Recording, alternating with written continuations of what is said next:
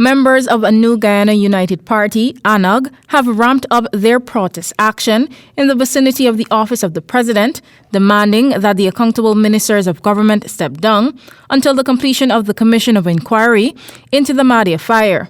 Anug chairman Timothy Jonas says systemic issues played a role in the deadly dorm fire. He's adamant that policymakers should ensure safety measures are in place for the citizenry, which he reminded was not done for the students of the Mahdia dormitory. The fact that there weren't enough fire extinguishers is not that girl's fault.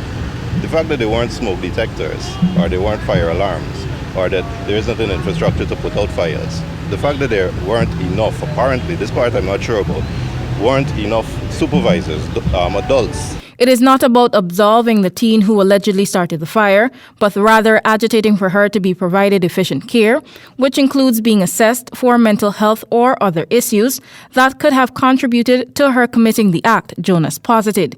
He condemned the practice of policymakers instituting corrective measures after the fact, pointing out that those should be implemented at the onset. Systems weren't in place when Camp Street Prison burned down. They weren't in place the following year when it burned down to the ground. Systems weren't in place in 2016 when the Sophia Correctional Institute had a fire and 2 children died. We have a paucity of leadership. Hyun Jabor, executive member of Anug, said the party's fight is necessary as Guyanese need to understand that accountability applies not only when someone has done something wrong, but also when they have done nothing. The idea is understanding where responsibility lies and the systematic breakdown that we've now seen over and over. This is not the first, the second, the third, or the fourth fire in the last 2 years of schools burning to the ground. So you have to ask yourself, at what point in time does the government take responsibility for this?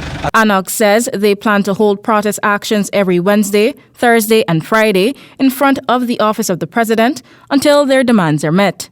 Renata Burnette, reporting for the HGP Nightly News.